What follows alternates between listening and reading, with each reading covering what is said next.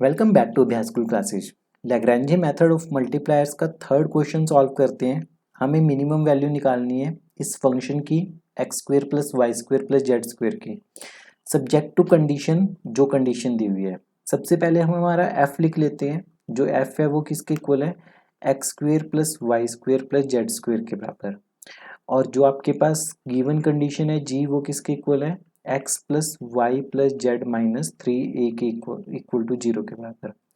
जो एफ है वो किसके इक्वल है, वो है एफ प्लस लैम्डा जी के इक्वल। ठीक है। और लैम्डा किसके इक्वल है, lambda is equal to Lagrange multiplier. क्या है, लैग्रेंजे मल्टीप्लायर। तो अब एफ क्या होगा आपके पास, एफ होगा x square plus y square plus z square plus lambda, ये ब्रैकेट में क्या आएगा आपके पास, x plus y plus z minus three a. ठीक है। अब आपने इसको पार्शियल डेरिवेटिव करना है एक्स के साथ, पार्शियल डेरिवेटिव एक्स के साथ। तो क्या बनने वाला है, ये बनेगा two x plus lambda equal to zero. फिर पार्शियल डेरिवेटिव एफ का वाई के साथ, तो ये किसके इक्वल बनेगा, two y plus lambda equal to zero.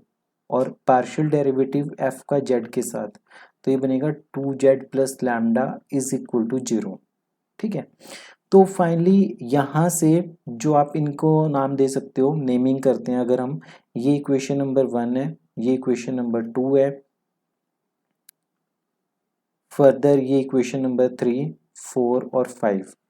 3, 4 और 5 से हम क्या लिख सकते हैं बेसिकली, कि x equal to y equal to z equal to minus lambda upon to.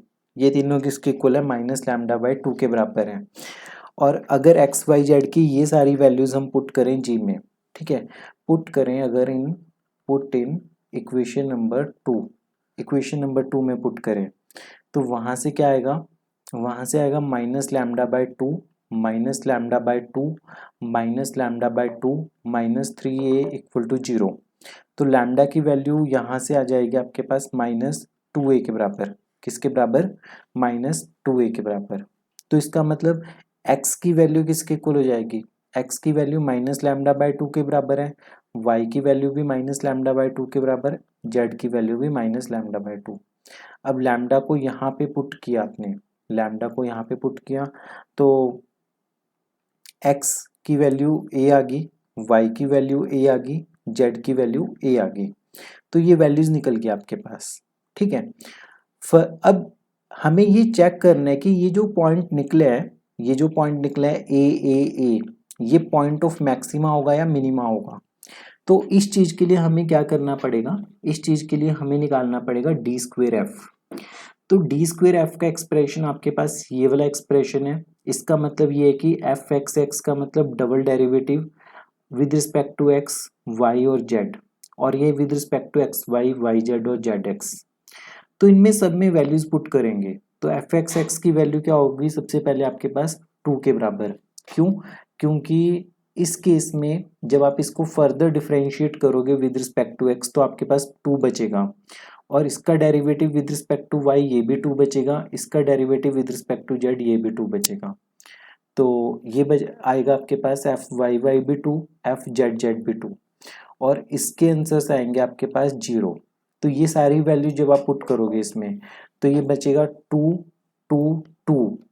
ठीक है, बाद में ये वाली सारी टर्म्स कैंसिल आउट हो जाएंगी, जीरो वैनिश हो जाएंगे सारे। तो d square F is equal to किसके बराबर आ गया, टू ब्रैकेट डी एक्स का whole square plus d y का whole square plus d z का होल स्क्वेयर, ये इसके इक्वल आ गया। ये तो एक पॉजिटिव टर्म आने वाली है, तो इसका मतलब डी स्क्वेयर एफ किसके इक्वल आ गया, पॉजिटिव डेफिनेट आ गया। ये किसके इक्वल आ गया, पॉजिटिव डेफिनेट आ गया आपके पास।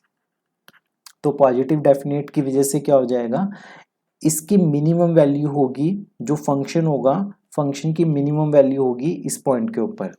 Therefore function will have minimum value, function will have minimum value, minimum value at किस पॉइंट के ऊपर, ए पॉइंट के ऊपर।